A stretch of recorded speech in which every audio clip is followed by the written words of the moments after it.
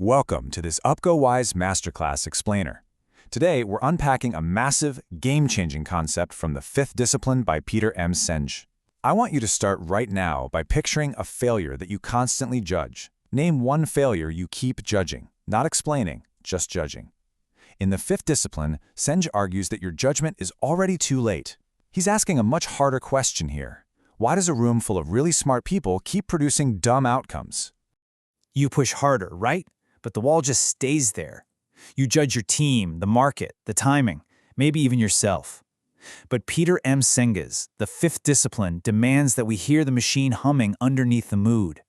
It reveals a really cold, sharp fact. Most failure is not actually born where your anger is pointing. We all have this proud habit of swift diagnosis, right? It gives your brain a nice, clean culprit, all while the system just keeps producing the exact same wound. Reality slap. Your proud speed of diagnosis is actually a protective illusion, keeping the harmful pattern alive. It's not a moral failure. It's not a weak will. It's a loop. So think about this crucial point. What if the problem is not the person you keep naming over and over again? What if the problem is the architecture your choice is built? We have to learn to observe our own certainty as raw data, to treat our irritation as a signal rather than a final verdict. And that brings us to the core of systems thinking, seeing holes, feedback, delay, and interdependence. Look, repeated failure is rarely a moral defect. Instead, it's just a system doing exactly what its structure trained it to do. When your face gets hot and your stomach pulls tight, the system isn't asking for a culprit. It's begging to be mapped out. Moving on to Section 1. Structure beats blame. Let's think of this like architecture. A cracked wall might not be a problem with the wall itself at all. It could be hidden stress, a load-bearing issue, or a deep fault in the foundation. And this brilliantly illustrates the divide we're talking about. The old model looks at the crack and immediately asks who failed. It wants to find the guilty actor. It's a loud, booming verdict delivered to the whole room. But the systems model asks a much quieter and more intimate question. What structure made that failure reasonable? It forces us to examine the incentives, the handoffs, and the actual capacity. As Peter M. Senge famously states in the fifth discipline, structure influences behavior. When we jump to labels like lazy, careless, or resistant, we're basically reaching for sedatives. That label just numbs your mind before the true system can even be seen. And in strategy, that is incredibly expensive. You end up punishing the surface and then inadvertently funding the root cause. Section 2. The hidden strategist. Delay. You know, time has a funny way of tricking even the smartest people, turning today's super quick fixes into tomorrow's heaviest constraints. A delayed effect means the bill arrives long after your memory has moved on. Events are loud, right? But delays are totally quiet. A choice leaves your hand today, and the actual cost hits you months later. By then, your instinct naturally blames the closest face, which leads incredibly smart leaders to accuse completely wrong causes. Picture the famous beer game simulation. A retailer sees demand rise, so they order more. The wholesaler sees the order, not the fear behind it, so they order more. The factory sees the surge, not the echo, and they make more. Every single player is acting completely rationally from their own isolated point of view.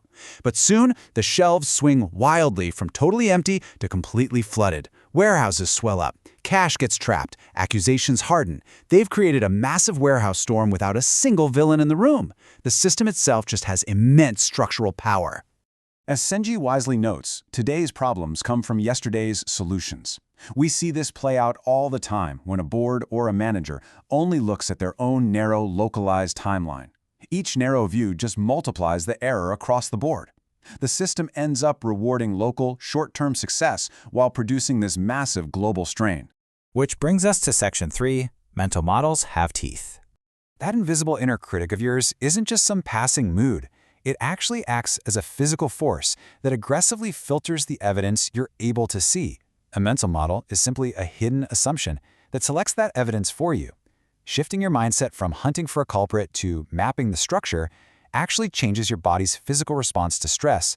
That one single shift loosens your throat, stops your eyes from darting around hunting for blame, and lets your mind actually get back to work. Here's the difference. A reactive life constantly hunts for immediate relief. The exhausting, heroic manager tries to absorb all the pain, answering every late-night message, rescuing every weak plan, correcting every flawed person. But a disciplined life builds feedback. The discipline strategist steps back and maps the delays and the rewards. Absorbing the system's pain isn't real leadership. Honestly, it's just a hidden subsidy, keeping a broken system afloat. Sanjay warns us, faster is slower, because speed without architecture just expands the drag. When you constantly act as the heroic rescuer, taking on everyone else's flawed processes, sure, at first your chest feels useful and proud, but pretty soon your calendar just becomes one giant bruise. Moving to Section 4.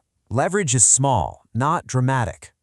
We really have to strip away this illusion that massive force, loud speeches, and intense anger are what's required to change a system. A true leverage point is actually a very small structural change that produces an outsized effect. Systems naturally resist grand lectures, but they absolutely obey changed conditions. True leverage might just be altering one single meeting rule, tweaking one metric that stops rewarding damage, or setting one firm capacity limit. Small leverage isn't small thinking. It's a deep respect for how force actually works.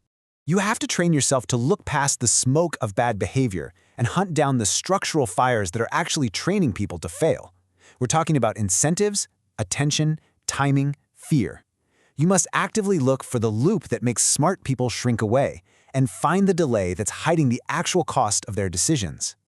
Sanjay tells us, the cure can be worse than the disease. Listen, here's the absolute peak insight of this masterclass. The part of you that feels the most rational may just be protecting a really painful loop.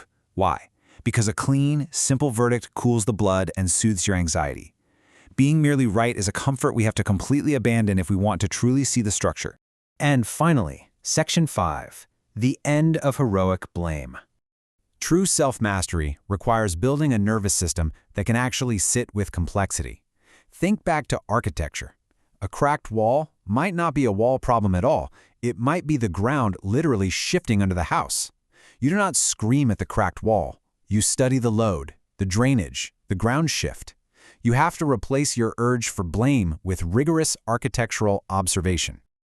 So, if we want to permanently dismantle our reliance on that invisible inner critic, we have to start asking much better questions.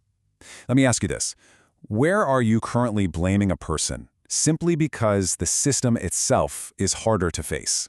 Here's your concrete final practice to take away from this. The next time you hit a hard pattern, ban your first verdict. Just write it down and then set it entirely aside. Instead, apply these 3 structural steps. Step 1, name the loop. Step 2, find the delay.